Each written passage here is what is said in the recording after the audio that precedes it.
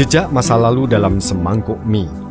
Cerita pendek karangan Giraragi, kategori cerpen keluarga atau cerpen mengharukan, yang lolos moderasi oleh cerpenmu.com 1 April 2021. Hah?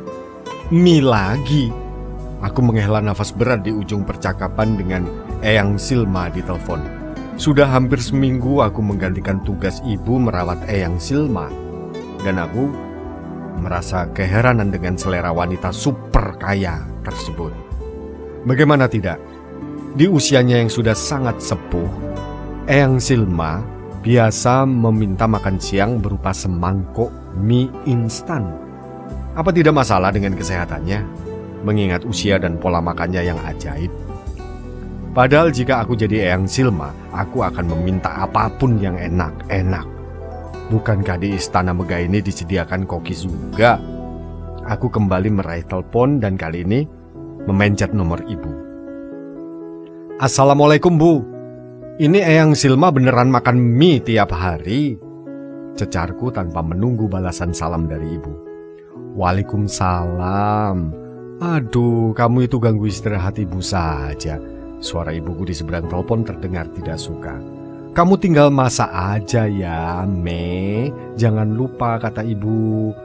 Lalu ibuku kembali menjelaskan beberapa peraturan atau aturan memasak mie untuk Eyang Silma. Mie-nya harus matang sempurna. Tambahkan sawi putih yang banyak, jangan lupa sebutir telur, dan yang terpenting, bumbu cabai jangan sampai tertuang ke dalam kuah. Bisa berabe. Itu penjelasan ibuku. Begitu ibu mengakhiri percakapan kami, aku segera memasak mie untuk Eyang Silma sesuai instruksinya. Lebih dari 4 tahun ibu bekerja di rumah Eyang Silma. Aku yang begitu lulus SMA langsung kuliah ke kota seberang karena mendapat beasiswa, hanya mengetahui sedikit tentang Eyang Silma dari ibu. Kata ibu, ia sangat menyukai pekerjaannya. Tidak banyak menguras tenaga seperti di rumah majikan sebelumnya. Ibuku hanya bertugas menemani Eyang Silma dari pagi hingga sore.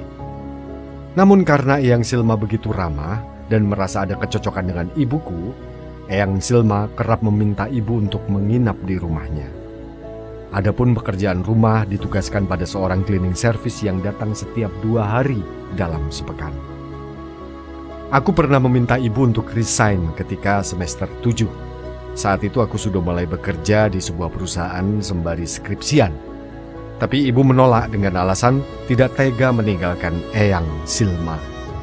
Saat itu ibuku tengah sakit, asam uratnya kumat.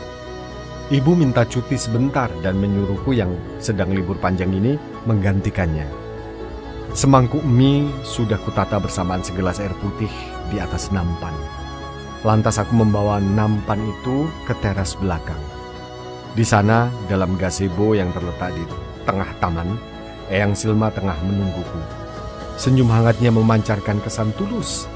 Tidak ada ceritanya Eyang Silma rewel, cerewet, dan bikin kesal. Wanita sepuh itu benar-benar baik seperti cerita ibu. Maya, kalau gak lagi sibuk, temani Eyang makan mie ya. Aku yang tadinya hendak menonton TV, mengurungkan niat dan memilih duduk di hadapan Eyang Silma. Kepulan mie membumbung di antara kami. Aku jadi ingin tahu apa yang biasanya dilakukan ibu agar tidak terjadi suasana canggung. Kamu benar-benar seperti ibumu, nak, ucap Eyang Silma memecah keheningan. Aku memberikan senyum terbaik. Eyang Silma mengambil sendok dan mulai mengaduk mie. Dicicipinya sedikit kuah dan menghirup aromanya dalam-dalam.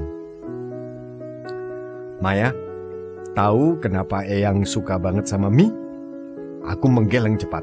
Tidak mungkin ku candai wajah keriput itu dengan mengatakan bahwa ini tanggal tua, makanya Eyang makan mie. Tak mungkin ada tanggal tua dalam kamus orang kaya, bukan? Karena mie adalah makanan paling mewah dan penuh cinta, tambah Eyang Silma dramatis.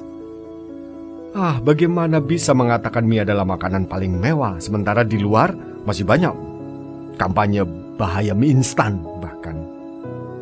Melihatku kebingungan, Eyang Silma meletakkan sendok dan melipat kedua tangannya di dada. Mata tua yang menyiratkan kesepian, seolah ikut berbicara padaku. Sebab dulu, jauh sebelum istana ini berdiri kokoh, jauh sebelum lidah ini mengecap berbagai makanan enak, dan Eyang bersama anak-anak masih makan beralaskan tikar, semangkuk mie adalah kebahagiaan. Kulihat rintik air mata mulai turun di pipi Eyang Silma. Suaranya bergetar. Susah payah menahan sesak yang datang menyeruak. Satu mangkuk mie dibagi 4. Sepintas memang tidak mengenyangkan. Tapi ucapan Eyang Silma menggantung di udara. Anak-anak tetap tersenyum. Gubuk kami begitu hangat, tidak seperti sekarang ini, Nak Maya. Tiba-tiba saja Eyang Silma menangis kencang. Baunya yang ringkih terlihat naik turun. Aku salah tingkah dan bingung harus bagaimana. Tanpa sadar, netraku ikut memanas. Bagaimana bisa? Sekarang ketiga anak Eyang sudah besar. Sudah berhasil mendapatkan cita-citanya. Mereka udah bisa beli Eyang rumah. Udah bisa ngabulin semua keinginan Eyang. Tapi semuanya hampa. Apa tidak dosa jika Eyang berdoa saja agar Tuhan mengembalikan keadaan seperti dulu? Tidak apa-apa makan mie setiap hari asal bisa bersama mereka. Ibu pernah cerita kalau semua anak Eyang Silma itu sukses. Ada yang jadi tentara, jadi dokter, bahkan arsitek.